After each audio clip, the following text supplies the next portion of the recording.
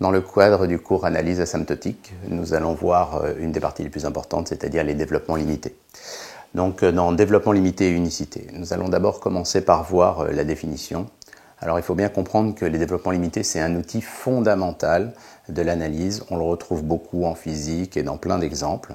En fait, l'idée est la suivante. L'idée, en fait, c'est d'approcher localement, c'est-à-dire au voisinage d'un point, en fait, une fonction suffisamment régulière, c'est-à-dire suffisamment de fois dérivable par un polynôme. Les polynômes, pourquoi? Tout simplement parce qu'on connaît très bien les polynômes, leur comportement et comment les dessiner, etc. Alors, en fait, voilà, si vous avez une fonction qui est à valeur réelle ou complexe, si on prend un intervalle i qui contient 0, ou éventuellement, si 0 est une extrémité, on dit dans ce cas-là que 0 est adhérent à l'intervalle i, pour des conditions, on dit que f admet un développement limité d'ordre n en 0, et en fait, on va le noter comme ça, c'est-à-dire qu'on notera dl, c'est pour ça que j'ai noté dl pour développement limité, vous le retrouverez tout le temps. On indique le point où on fait notre développement, c'est quelque chose de local, c'est au voisinage d'un point, donc là c'est en 0, et on indique surtout l'ordre auquel on va faire le dl. Donc on notera dl en 0 à l'ordre n. Dans ce cas-là, on peut écrire que f de x, quand x tend vers 0, ça sera un polynôme de la forme a0 plus a1 de x plus a2 de x au carré, plus etc. jusqu'à nxn, plus un petit taux de xn. Bien sûr, grâce aux notations de Landau qu'on avait vues précédemment.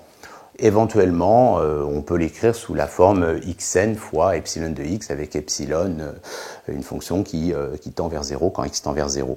Mais c'est plus lourd, comme maintenant on connaît les notations de Landau, les petits taux seront beaucoup plus pratiques, si vous voulez, que de créer une autre application, comme je vous l'ai dit précédemment. Donc en fait, les coefficients a0 jusqu'à n, ça peut être des nombres réels ou complexes.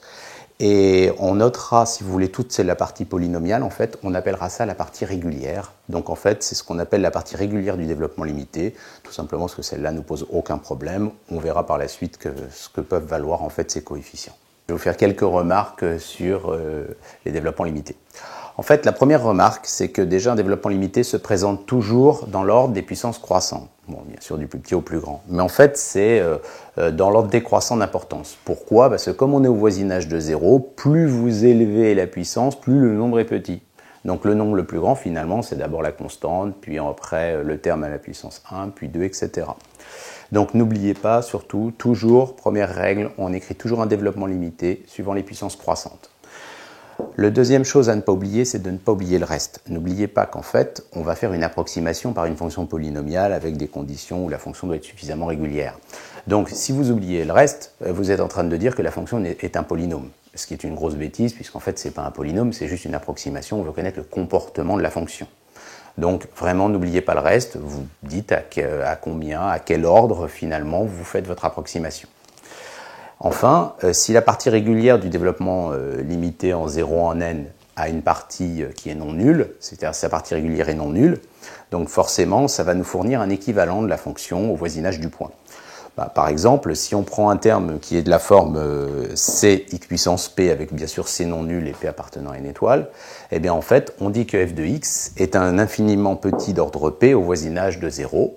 Pour le démontrer, il suffit de factoriser, en fait, comme je l'ai dit, et de quotienter, de revenir à la définition. À partir du moment où il est non nul, on peut quotienter, et on retrouve sur la définition, et on retrouve la définition des équivalents.